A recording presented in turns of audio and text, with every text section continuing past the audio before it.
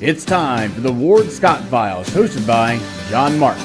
Join the Salty Dog and his captain, Ted Yoho. Search for the Ward Scott Files on Facebook, Vimeo, and over 30 audio platforms, including Apple and Spotify. Now here's your host, the Salty Dog, John Martin.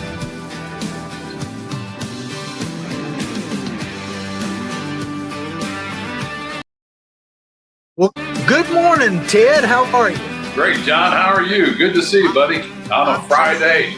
Yeah, absolutely. Truly blessed. Well, good morning to everyone out there. Good morning. This is the Ted Yoho Show / Ward Scott Files, hosted by yours truly, John Martin, and the captain of our pirate ship, Ted Yoho. So before we get into any meat and potato story, I mean, we're going to take a point of personal privilege and say, how about them Gators, baby? They have advanced to the Elite Eight now. Isn't Talking that about awesome? basketball. Go Gators. I tell you what, they're doing great. It's just the enthusiasm of the Gators, the way they play, but also the fans. It's so good to see the fans just embracing them. And it's the Gator Nation in force. It's a great thing to see. Absolutely. And it is fantastic, man. All right. Well, we want to get into a story that I'm pretty sure you can relate to very well, Ted. And this comes to you it's out of Wyoming, from a publication called Oil City News. Now, that doesn't sound like a leftist public, Oil City News. But Representative, am I saying it right, Hageman? Yeah, Harriet Hageman. Harriet Hageman says she's switching her town hall meetings to virtual meetings amid Democratic threats of violence. Now, this is something that's happening all over the place, but I'm reading this article. Ms. Hageman talks about how many successful in-person meetings she had in her district, and it's been in the hundreds, but now because of violent threats from Democrats, she's worried. I don't think she's as worried about herself as she is the public that wants to attend these. But Ted, that's something you've actually experienced when you were in the state house, wasn't it? Yeah, we sure did. And she had 73 town hall meetings, actual meetings. She's done hundreds of constituent meetings, but out of those 73, none of them had any protesters. They were all peaceful. But since Trump's election, her last two have been very violent.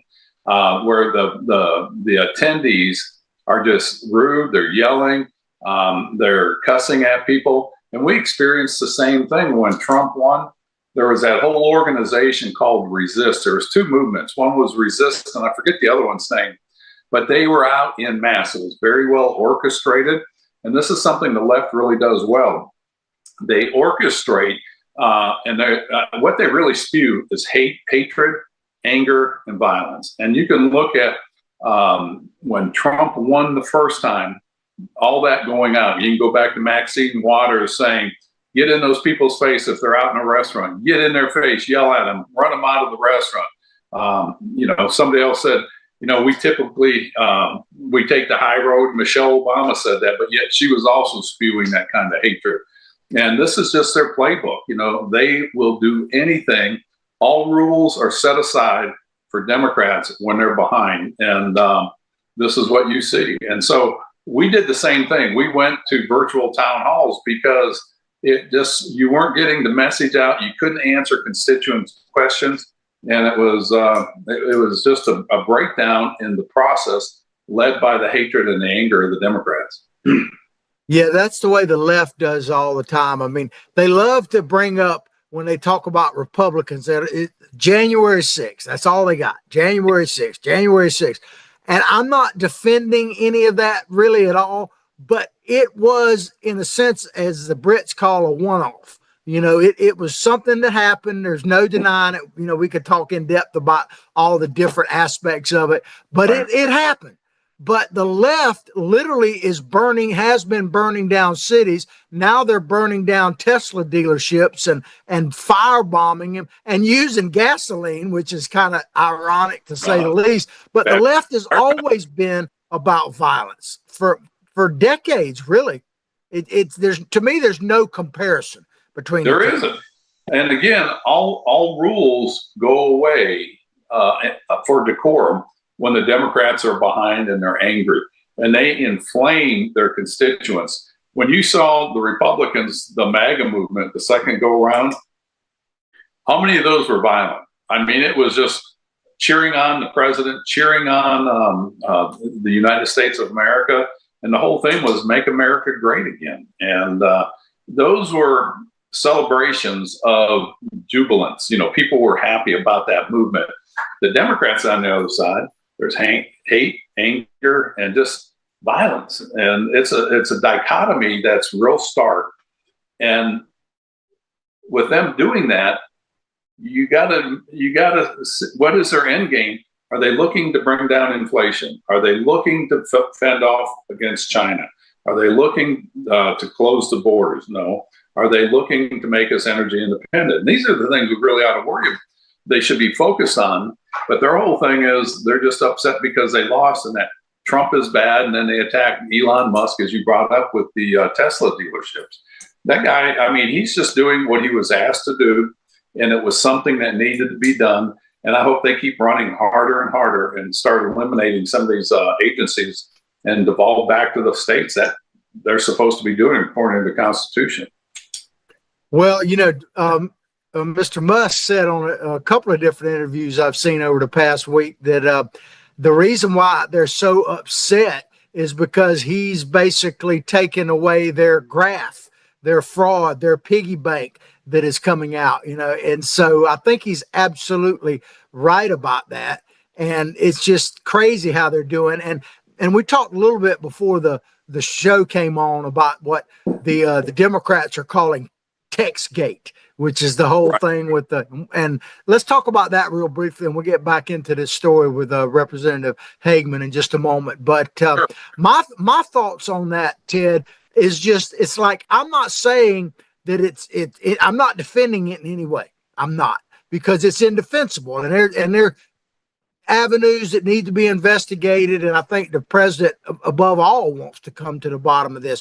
But what really got me is the last couple of days when you had these hearings where we're supposed to be focusing on the security of the nation. Basically, the Democrats used that time to attack the Trump administration and the people that were on that text, and which is their right to do. But what got me, Ted, was how they talk about heads should roll, accountability, when the Biden administration was the very essence of non-accountability. And they never said a peep when people literally were dying because of decisions made by the Democrats. So I just don't want to hear that crap coming from them. Go ahead, Ted. Well, no, I mean, it's just typical. Rules apply to us, but not to them. You look at this Textgate, and I know you're going to get more into it. When you look at it, all right, this information got sent to a journalist, and it was sent by one of the staff people who's married to a very strong Democrat. I don't want to put any other labels on her, but you have to almost think this is done intentionally. You know, somebody put that thread on there, somebody added that reporter on there. And you go back and you wonder, how does this happen? Is this really part of the deep state? And I don't want to get into any conspiracy, but how does something like that happen unintentionally? I think it had to be planned. And you go back to the Supreme Court when they overturned Roe v. Wade, that got leaked. The Supreme Court said they made their decisions. Somebody leaked that. And why did they leak it?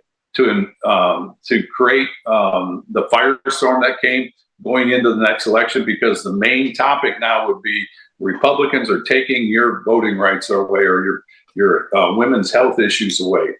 Donald Trump is doing this and telling you can't get an abortion. I think these things are all orchestrated and planned, whether it's the deep state, whether it's the left, the Soros and those NGOs that are fomenting dissent in this nation. Could be, China, Russia. And the whole thing is it creates confusion in our country. And the other thing it really does that's damaging, it breaks the trust of the American people with their government. And here we are again. I don't think the Republicans do so much of this. I'm sure they probably do some, and shame on us if we do. But we do it. Do we do it to the other side? Do we leak this information out? I don't know. Yeah, to me, the biggest question is and you kind of alluded to it, how did that guy from the Atlantic get in the thread? Was it intent by some nefarious sources? Somehow they hacked into the system? Was it, and I'm not going to let anybody slide on this, was it somehow Mike Waltz himself? I'm not saying it is, but that's the point that really needs to be honed in on. And if anybody within the Trump administration had a hand on it, absolutely, I think they need to account for it. And I think the president would hold them accountable. But as far as the actual messages themselves, I mean, all we did is get to see how the sausage is made, really. And we were, the attacks went off well. Here's the thing, the bottom line to me, Ted, as far as with the Democrats' attack. And I said this before we went on the air. I'm coming to the conclusion that we really can't blame Joe Biden, the man himself, for much. The Biden administration is a totally different thing. But Biden, I'm more and more convinced that he had very little input about what was going on. But here's the deal, man. The people that orchestrated this, and we'll talk about orchestration in a moment, the Democrats, I mean, the thing about the Biden, I'm sorry, I've been a little tongue-tied, but here I got it. It popped back in my head. There are going to be more mistakes made by the Trump administration. Sure. There's no doubt about it. There'll be many more. Some of them may be more egregious, some of them less, but there'll be more. The reason is because they're doing something. And whenever you do something, you take action, you're going to have positive results, sometimes negative results. One thing about the Biden administration, they did very little except to harm the country. They could have done this stuff to the Houthis, using them as an example, a long time ago. They've been attacking us for years now, all through the Biden administration. So Trump is going to make mistakes. His team's going to make mistakes because they're doing something. The whole thing with Biden and his administration, and I agree with you because of what you just said, the Trump administration is doing something. With Biden, that's just a case of elder abuse, and it was orchestrated, as you were saying, by the Obama administration and those people that got Obama elected. And so those things are going on, but with this Textgate, this is a national security issue. It turned out well this time, but are we going to be this fortunate the next time? Those are the things that we really need to look at. And I remember when I introduced the Build Act, my friends in the Freedom Caucus were all giving me a hard time and harassing me, told me that I was a liberal. And I remember saying, do you guys really think you're going to get rid of foreign aid? I said, in this climate, there's no way you're going to get rid of foreign aid. This reforms it in a very good way because we're moving countries from aid to trade. And I look at where we are today. Trump has eliminated foreign aid, probably 83 to 90% of it. And it took somebody like a Trump to say, you know what, we're getting rid of it. And that's the kind of change we needed. That's not to weaken America. That's not to hurt anybody. Some people are going to get laid off. But what's happening is the federal government is laying off people, giving them the option to take early retirement. They're not putting in new hiring quotas or anything like that. So the federal government, in essence, is going to shrink over the next 3 to 5 years. Those people are going to go into jobs in the private sector, which will grow the private sector. And that's the way you grow your way out of the debt we're in, and you shrink the cost side of the federal government.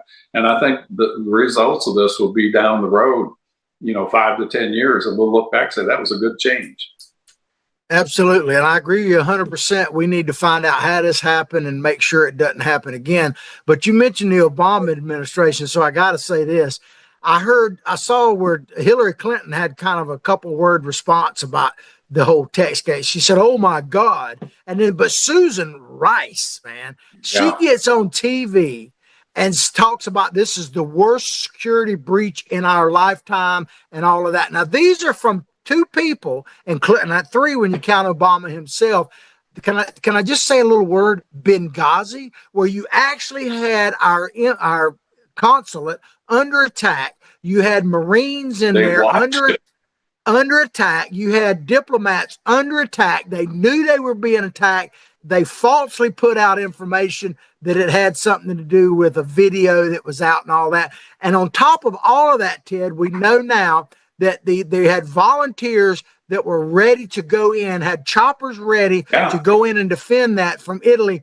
And Obama put a kibosh on it and went to bed. He literally went to sleep. But his people can turn around and say that this text situation was the worst security breach in history. Give me a break. There's no shame on that side. Again, you look at Hillary Clinton and Benghazi, they watched that going on. Bill Clinton had the opportunity to get Osama bin Laden. He was playing golf and he didn't take the call. They wanted to take Osama bin Laden out before on 9/11, and he just ignored it. And so they'll do those things when they should have acted. They'll use excuses. And then with Benghazi, they come up with a lie to try to cover up their ineptness. And it's just, that's why they should not be in power. Trump, through all of his bloviating and narcissistic nature sometimes he's a man of action, and he's doing things, as you brought up. If you're afraid to make a mistake, and this is where a lot of people in Washington, they don't act because they're afraid of making a mistake. They're afraid of voting a certain way because now they've got to be accountable. And if you don't do anything that you have to eventually be accountable for, they don't do it. Trump is doing it, like it or not. Once you make a mistake, if you do an action and it's the wrong action, then you work to correct that. And I mean, that's how you move down the road and, and progress in getting this nation's debt under control, guarding this nation against China and the threats and the world threat that China is posing, get immigration under control, work to get our debt under control. Let's get our kids educated for the 21st century. And that's the things that we have to do. And they're going to be ugly because we are so set in a rut that this is the way it's been done, and let's keep doing this. And, these are exciting years for America and the world, really.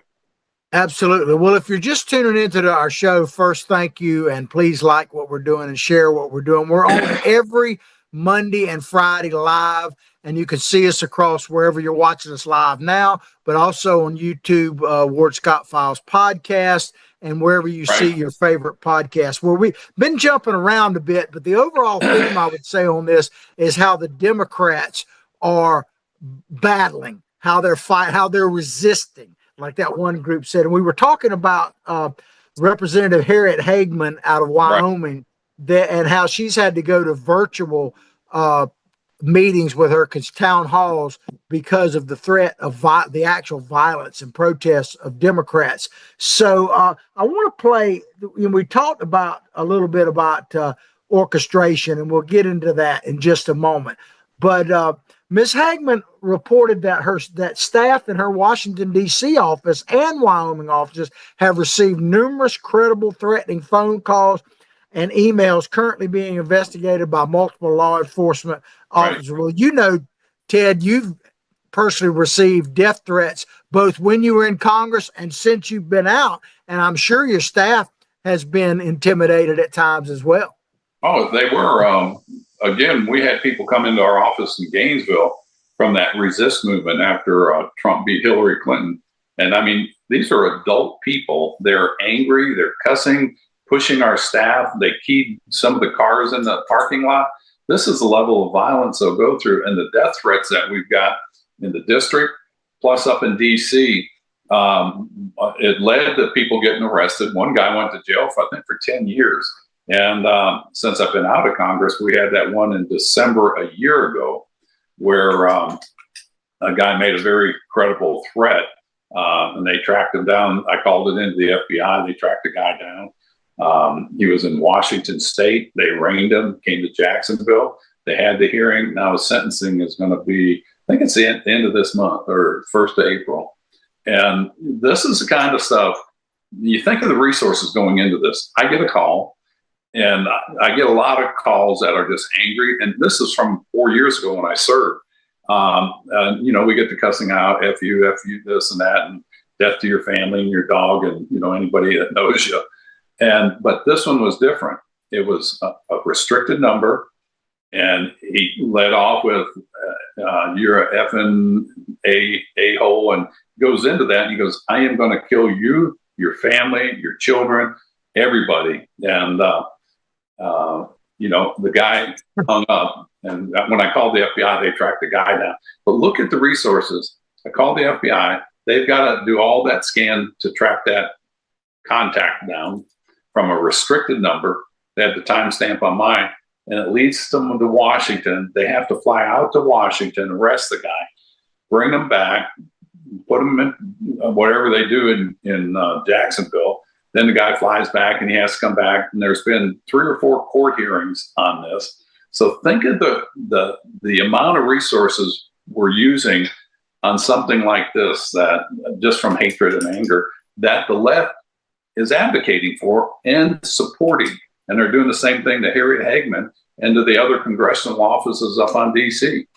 You know, yeah, and they're even now doing this swatting thing where they put fake 911 calls in, and that not only threatens the people, it's designed to intimidate at the least, and it could put people in harm's way, and police officers get killed too.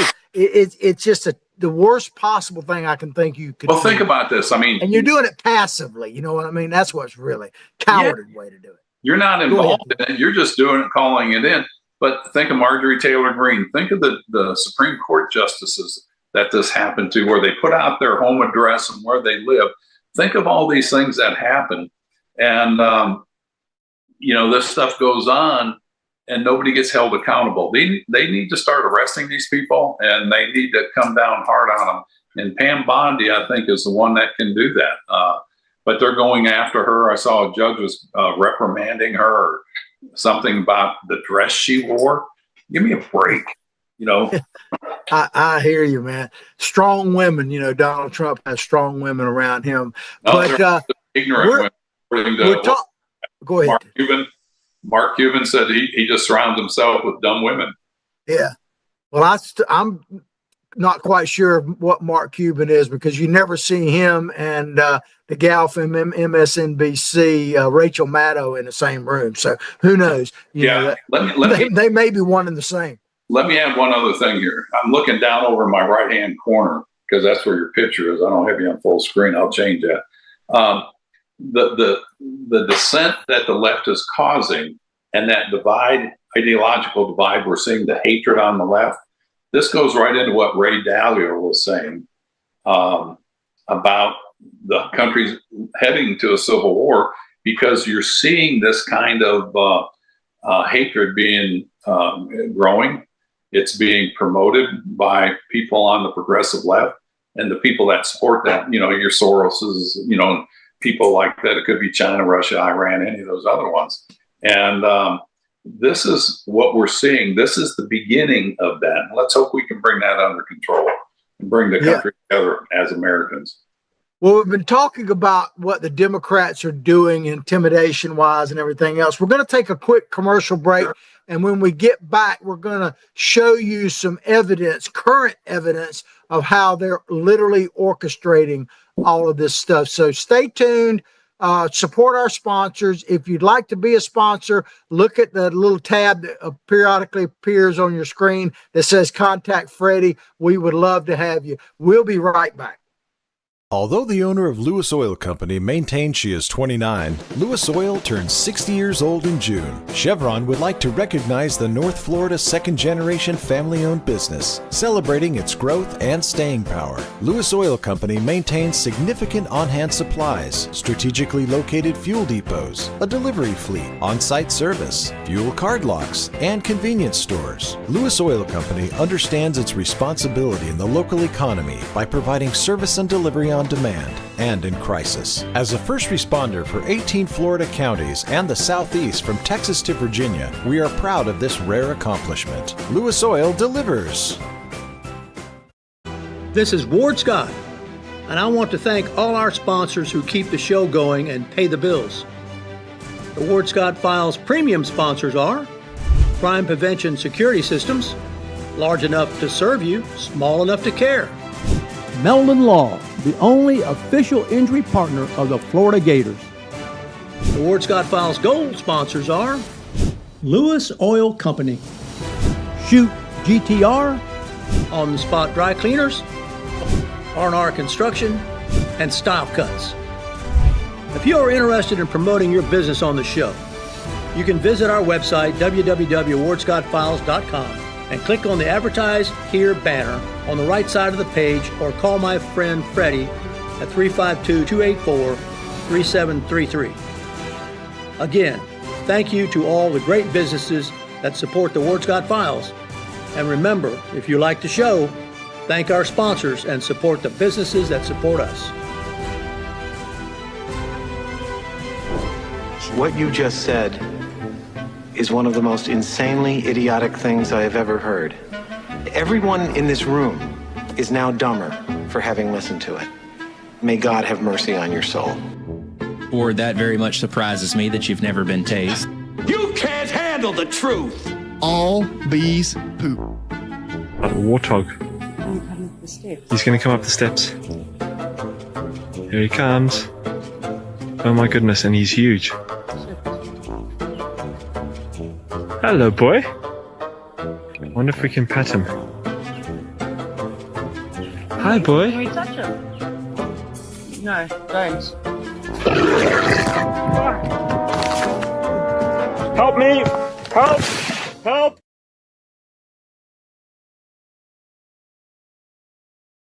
Well, we're back and we appreciate you tuning in. But Ted, I know that your favorite part of the show is seeing that old warthog. Maybe we need to train one like that to attend some of these rallies and sniff some of these culprits out.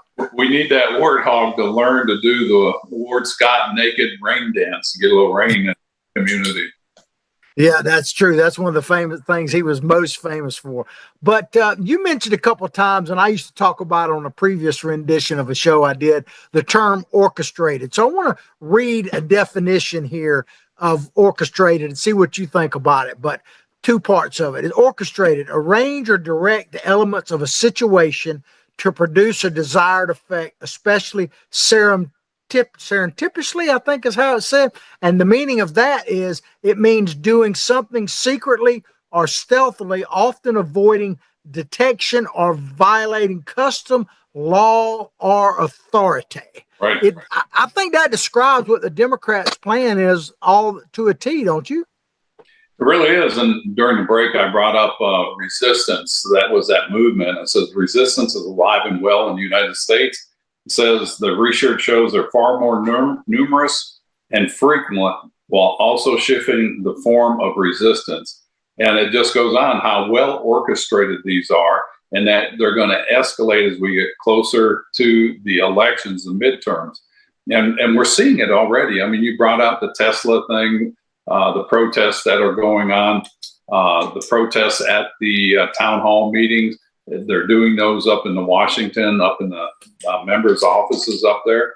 They're booing people down like they did when they had conservative speakers that wanted to speak out at certain colleges. They just shut them down.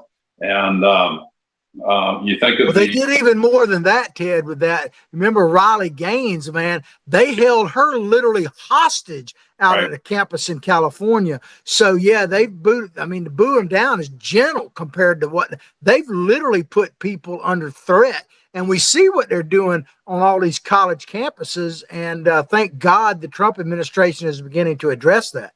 Yep. So, and then who's their spokesman? I mean, they put David Hogue, the radical anti-gun person, on the DNC to help gin up the base. I mean, that guy's full of hatred. People, that his whole thing is on the First Amendment or the Second Amendment, gun rights. People just need to accept guns are part of American culture, and really talk about responsibility of guns. The gun is like that thing hanging behind you. That could be a weapon, or it could be designed to do. So, anyways. Yeah. Well, I live in Hawthorne, so I'll let people determine what we may or may not have around here. Right. So I wanted to play. We're talking about orchestrations. I want to play this video. I'm going to play two parts of it, but this is Chuck Schumer, and he's literally admitting to exactly what we've been talking about. It happened with Representative Hagman in Wyoming. Let's play this, and we'll come back and talk about it. We are mobilizing in New York. We have people going to the Republican districts and going after these Republicans who are voting for this and forcing them to either change their vote or face the consequences. This is a long, relentless fight that we fight every day. And I am confident that we will bring Trump's popularity, numbers, and strength down if we keep at it and keep at it and keep at it. There are those who believe that we are in real time living through an assault on the. So there you have Chuck Schumer, who, whether you love him, hate him, or whatever, is definitely one of the leaders, if not the leader of the Democratic Party, because he is the minority leader in the Senate, a very powerful position. And he is telling you right there on PBS, we're using our money again, by the way, to tell you that they are sending operatives into these meetings, like Representative Hagman earlier we were talking about, to disrupt them, to not to make change, but to foment disruption and really limit freedom of speech. But he does, and he even mentions in there it's a long, relentless fight. What is that fight for? For them to get power again, or is this a fight to bring inflation under control, energy security? They're not focusing on what the nation needs. They're focusing on their own needs so that they're back in power, so that they can do the nonsense they were doing. And that's why they should never be voted back in power, because they're not making this country stronger. They're tearing it down, and they're going to do those things relentless. Did you ever hear anybody on the right say, we're going to have these relentless fights and we've got a long way to go. We've got to beat those Democrats. I have never heard that at any of the Republican rallies, other than we've got to win. We've got to win for these things. And I think there's another segment coming up talking about our democracy is under attack. Yeah, absolutely. Well, you've heard me on this show many times now say that, I tell people, if you want to stay a Democrat, I'm talking about Democratic voters. Sure. If you want to stay a registered Democratic voter, by all means do so, but have the courage to take your party back, because the party that is the Democrat Party now is destroying this country. And, I was thinking about I said I don't blame Joe Biden much himself, the man, the Biden administration, but Joe Biden did say in one of the debates when he was running in the Democratic primary that if he should become president, you should basically bum rush the border. You should come surging the border, I think was his exact words. So I don't want to hear this again about national security when they didn't do diddly squat about what was happening at the border, and in fact kept saying, well, it's the Republicans' fault because they won't vote on this big, huge bill about it. When President Trump said it best in his kind of State of the Union address, when he said, it turns out all we needed was a new president. Yeah, I mean, they wanted to put more money in there, and that bipartisan immigration reform bill, that thing was a joke. It would not kick in until they got over 5,000 entries I want to say a day, illegals, which would have been 1.8 million people in the country in a year's time. And then all of a sudden they do something about it. I mean, that was ridiculous. And I think now we're down to 100 or fewer a day that they're apprehended. So we went from where they wanted to limit it to 5,000 to the reality is we have less than 100 coming across now. Right. On a daily average. It's just, we did need a new president. Thank God we got one. Well, we were talking about orchestration, and if you need even more proof of what Donald Trump is up against in orchestration, I want to play another snippet of the same video with Chuck Schumer on PBS. Again, You're really punishing people. Yeah, paying for. I tell people all the time, you do a lot of public service, but part of mine, Ted, for the show and for our people is I listen to stuff, go to meetings and things so they don't have to, right. And, you guys don't have to. You serve in Washington and I'll go behind the scenes and serve in my own way. We make a good team. And if you'd like to join our pirate ship, we welcome all aboard. But here's Chuck Schumer on PBS once again, just this past week, and it shows exactly what Donald Trump and his agenda, America First agenda, is up against. Check it out. 135 judges, progressive judges not under the control of Trump last year on the bench, and they are ruling against Trump time after time after time. And we hope that the appellate courts, when it gets up there, and the Supreme Court will uphold those rulings. They restored the money to NIH. They required that 8,000 federal employees have to come back. We're in over 100 lawsuits against them, and we are having a good deal of success. It's only at the lower court level right now. Let's talk about your new book out now, Anti-Semitism in America. Well, there you have it, Ted. That is what Donald Trump is facing. He's got all these court injunctions, more in his first couple of months than the last few presidents had during their whole term. And you hear it right from I started to say horses, but I just say it like jackass's mouth, where he's saying that they've put all these judges in place to stop exactly what is happening. They sure are. And again, they're trying to duplicate what they did in his first term, where they just kept his hands tied, his feet tied. They did everything they could to make him ineffective in invoking the change that this country needed to get away from their crazy politics. And Chuck Schumer admitted it here. And, there's not supposed to be a litmus test for somebody that runs for the presidency. However, you almost, the way we are so divided today, the litmus test needs to be on these federal judges. Are you going to uphold the Constitution? Are you going to be activating from the bench and reinterpreting laws according to your political ideology? This is where we're getting in trouble in this country. And I don't know what it takes to remove those, but I think they need to bring these people out. They're doing immense damage to the country long term.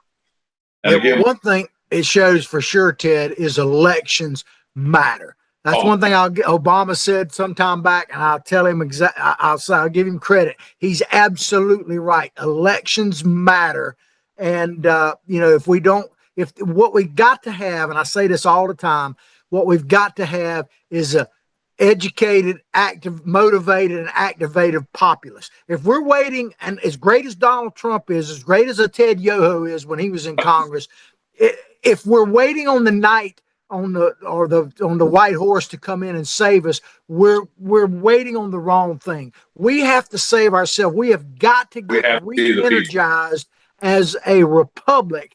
And if we don't do that, the only thing a Donald Trump can ultimately do is slow the slide down. If we want to turn this slide around, it's up to you, me, the American people. And that's really why I'm doing this show, because it's my way of getting that message out. No, that's good. I mean, you said it very well. Motivate and activate, educate, motivate, and activate people. And I know you've got another segment coming up talking about our democracy is in jeopardy or threat. Yeah, here we got one. I want to identify another soldier in the fight for the Democrats, resistance and all.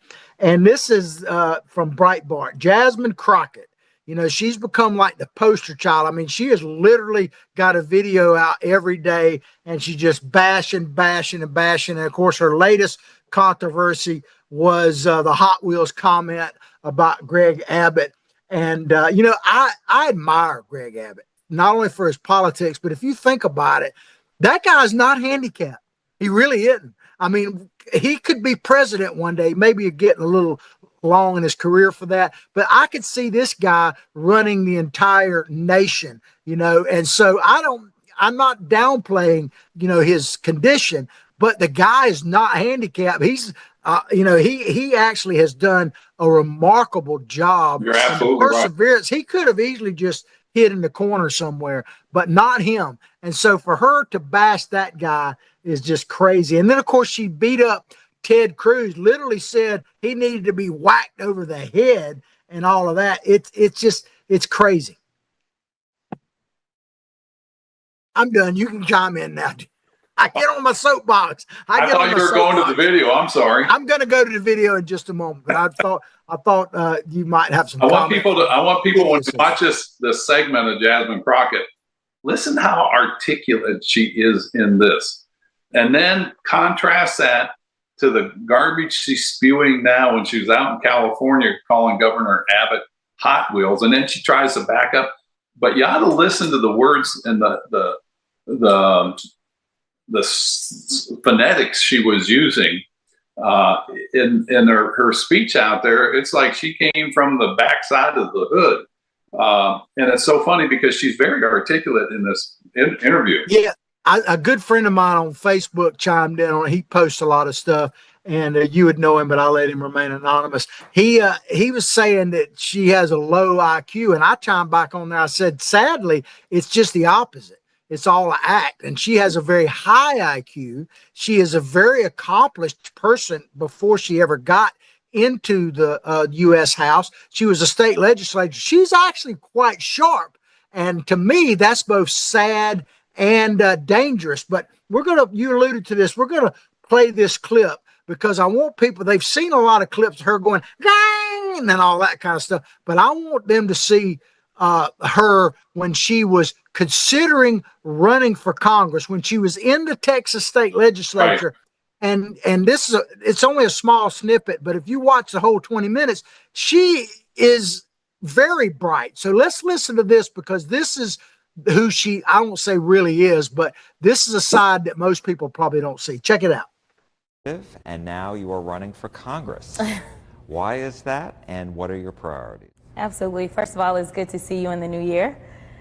You know, no one could have told me that when I went down to Austin, now it looks like a little bit over a year ago, that I would be running for Congress. It's just not what my plan was. But what I've always decided is that I would step up when there was a need. And so I fully anticipated that our Congresswoman would serve out at least one more term, if not more than one term, in Congress. But when she called me and said, I think it's time for me to retire, and you're the one that I believe should take my seat, I really was kind of caught off guard. Will the real Jasmine Crockett please stand up? I mean, that's a very articulate person, a very capable person. But when she's in Congress now, she goes, oh, child, he's a hot mess. I mean, he's Hot Wheels, and the only thing hot about him is he's a hot mess. And Ted Cruz needs to be whacked over the head. And Marjorie Taylor Greene is a pumped up blonde hair. You know, I mean, it's a total act. That's why I wanted to play that to people, to see that she is a total act. You talk about orchestration. There's the very essence of it right there. But she's wanting to fit into the squad and be like Rashid Tlaib and Ilhan Omar and your favorite person, AOC. You know, because they think, I don't understand their purpose of that. And I think that's just a great illustration that Cruz, once you get into Congress, it has a draining effect on one's intelligence. And I'm just happy I left after 8 years. Well, but this is nothing new. I mean, remember Hillary Clinton goes into black church and goes, I ain't no ways tired. And even Kamala Harris goes in and starts putting on Southern accents and all this kind of stuff. It's just a total act. The thing about Donald Trump, love him, hate him, whatever, he is exactly who he is. He doesn't speak to he basically is kind of like that one comedian. I'm rich, and I mean he don't say it like that, but so he doesn't hide from his wealth. He is who he is, and he doesn't try to shy away from it. And I think that's what people love about the guy. Actually, he's genuine. And we're with Hillary Clinton on the Benghazi hearing. And it was after she had her head, where she fell down, got the concussion. She came in. You saw her in those big, thick glasses. Well, in the antechamber of the Foreign Affairs Committee, she's out there. She had that green dress on, and she's shaking everybody's hands. Hey, how you doing? This and that. And then they put her out in front of the podium out there, or the witness table. She puts on those thick glasses. She didn't have them on in the back, and she gets real stoic. And it was all an act. It was all an act and orchestrated, as you said. Orchestrated, without a doubt. And Ted, as I say, I listen to a lot of different media and stuff. I joke about it so that people don't have to. But there's something like Fox News has been saying, and there are other conservative outlets, and it disturbs me a little bit because we're talking about our democracy, our republic under attack. And they're saying basically they're counting the Democrats out. In other words, they've damaged themselves. They might not ever rise again. If they'd rise again, it'd be in the 2030s and all that. And I don't really want to hear that, because here's the thing about the Democrats: they still control most of the media, Ted. Most of the media. They control the education system, our college campuses. We see that right now. They control a lot of the deep state still. Oh, yeah, no doubt about it. And Hollywood and all the media stuff.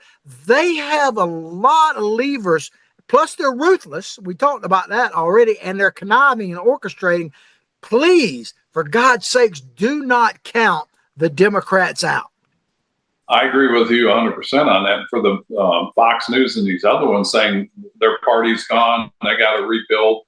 No, they don't. They're doing it right now. It's like you pointed out with the orchestration at the town halls, what's going on with the courts, with Chuck Schumer admitting they put these progressive judges in there. And, this is a time we really get working harder than we have for the last election.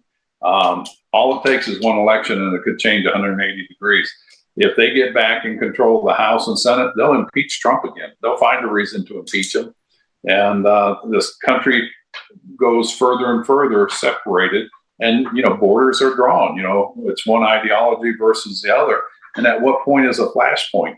You go back to January 6th, the murder of Ashley Abbott in the Capitol, an unarmed American citizen being shot by the Capitol Hill police. That was a flashpoint, and I'm surprised more violence didn't come out of that. We were looking for justice, and it never happened. I don't know. Let's pray for the nation and for Trump to continue his agenda. Yeah, and I think the president actually sees the threat that is under, as far as he's not trying to say the Democrats are out by any stretch. No, Did you hear that on the media? And there's two stories I want to kind of blend He's together. fighting that on a daily basis. I mean, yeah, absolutely. Like the text gate or with Hegseth and that, those things are going to go on and on and on, and try just to wear them down. Well, they can't run on any actual issues or any actual policy, because they don't have any, and what they have is losing. Yeah. But I want to put two stories together, and I think you're the perfect person to talk to about this, because it broke out yesterday news that Representative Elise Stefanik, I hope I'm saying her name right, she was going to be the next ambassador to the UN. She had sailed through committee and all that kind of stuff. There's a lot of different pieces to it, but it was announced yesterday that the president has asked her to not pursue that and to return to Congress because of the tight margins that we have there. So she, always served at the will of the president, and she has done that. So at first, I want you to comment on Elise, because I know you served with her, didn't you? I did. Let's comment on that, and then I want to kind of blend in a Florida story in this in a moment. Go ahead. No, this is important because Elise is just a stand-up person. She's a no BS person. She doesn't have a political agenda like wanting to be the Speaker of the House or anything like that. She wants results, and we promoted her to be the Speaker of the House just because I didn't have a close relationship with her, but I watched her from a side and just got a lot of respect for her. She's a real matter of fact. And to me, this shows the ultimate sacrifice of leadership. She's the chosen one to be the UN ambassador. A very powerful position, can have a lot of influence on foreign policy in the direction of the nation. And she has allowed herself to be taken out of that. That's kind of like George Washington stepping down. He could have been king for life, but he said, no, we were set up not to be a monarchy, even though he wanted to be a monarchy. If you look at the founding documents or the history of that, but she took herself out of this to serve the nation, not herself. That's leadership. Yeah, and absolutely. And, she, in fairness, she probably really didn't have a choice once the president said it. But the reality is that a position for her, she's already got this career in Congress, to go to the UN position would elevate her personally to a national scene for her going forward if she wants. So it's a setback for her personally in her career. So I don't think that should be taken lightly, which is, I think, what you're alluding to.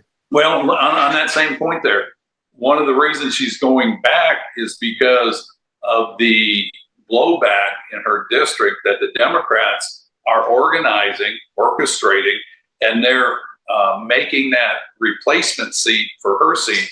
The Republican, it's real iffy if that person will get elected. And so she thought it safer to stay in the seat because she won the last election. Right. And people, they need to understand that, because it would have been a special election there. Well, and there were all kind of shenanigans that were going on. The governor was leading the way there in the Democrat field as far as orchestrating it. But there's another story here in Florida that I think in a way is related to Ms. Stefanik going back to Congress, because we got two special elections happening in Florida. One, Matt Gaetz, his replacement, and I think that was pretty safe. But the one that's making a lot of news is right in your backyard, Ted, and that is the Tim Walz, who he had the seat. Now we know where he's at. So there's a special election in that. And it's looking potentially, I said Tim, I meant Mike. I'm sorry, Mike Walz, not the Tim Walz, different Walz.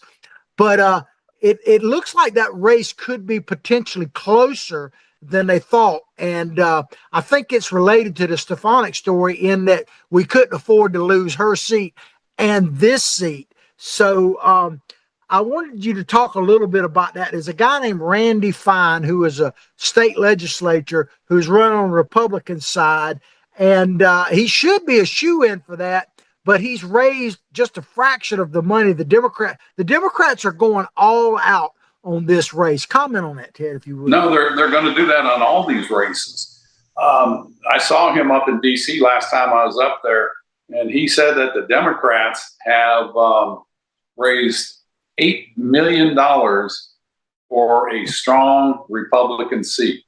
And he's only raised, I think, right at $1 million, I think. What's that?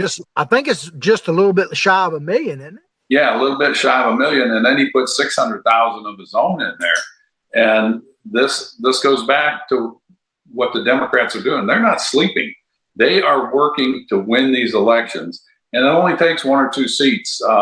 Randy Fine is kind of a weak candidate. I've met him. He's a nice guy, but he's not out politicking. I'll give a perfect example. I live here in Putnam County. I see Josh Wheel signs all throughout the county.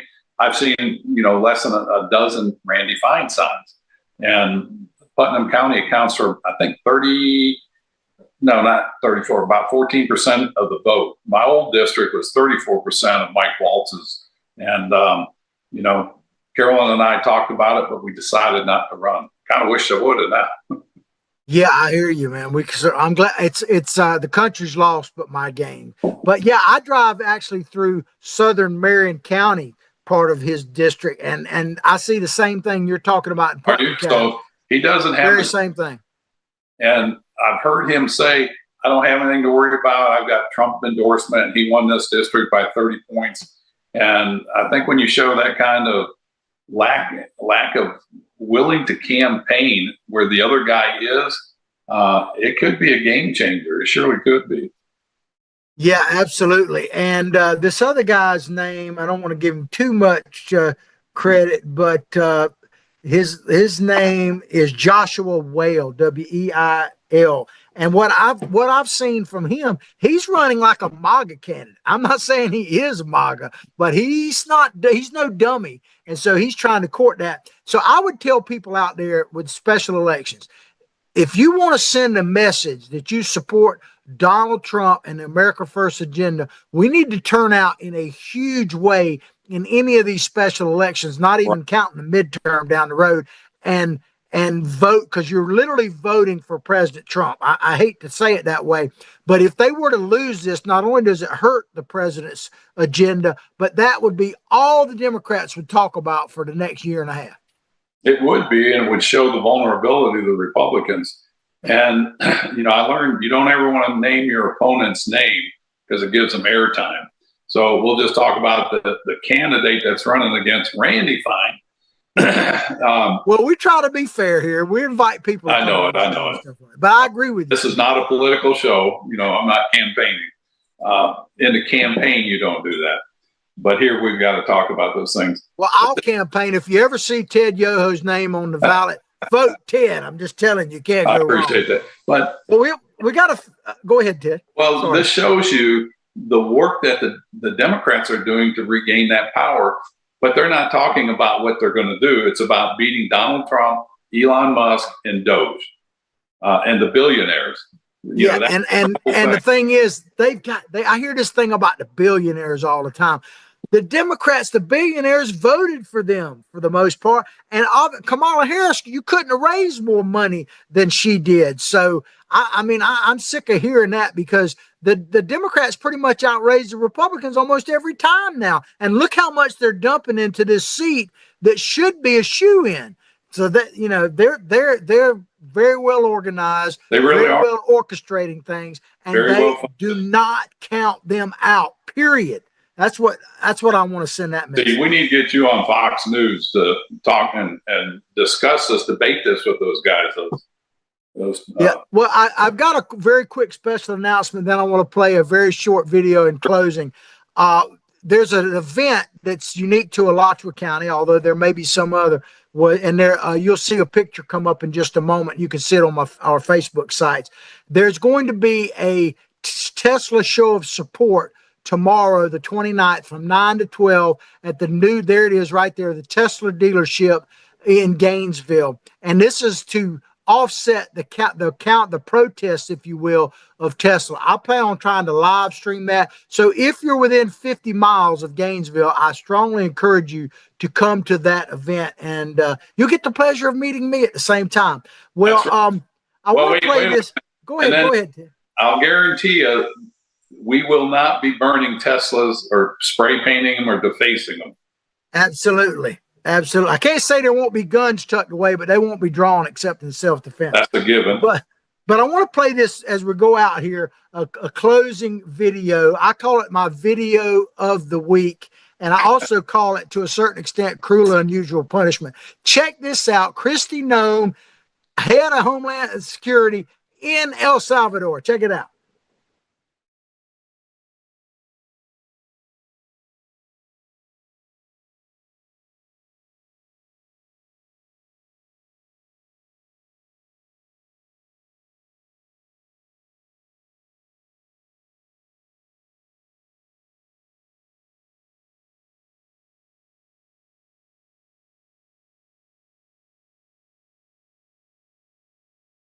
There you have Kristi Noem standing in front of that high security prison in El Salvador. The reason I call it cruel and unusual punishment, Ted, is because there you have her standing, and let's just say it politely, she's not hard to look at. And all them guys in the back, and they're like turn around and look at the bad hombre next to them, and they have to face her. And she's not only beautiful, but she's a strong woman, and she's telling them, you try to screw with America, you're going to end up here. It's amazing to me, Ted.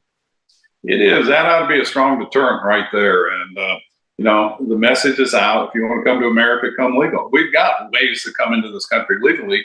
Do that. Don't come in illegally. Absolutely. Well, I hope you've enjoyed the show as much as I've enjoyed bringing it to you. Please like and share what we're doing far and wide. Comment on it. We'll get back to you as much as possible. Come out and see the live stream tomorrow, or look for it wherever you're seeing this broadcast. Ted, have a blessed weekend, my friend. You too, buddy. And we'll see you tomorrow at the Tesla rally. Sounds good. Peace out. Bye. See you, everybody. Have a great weekend.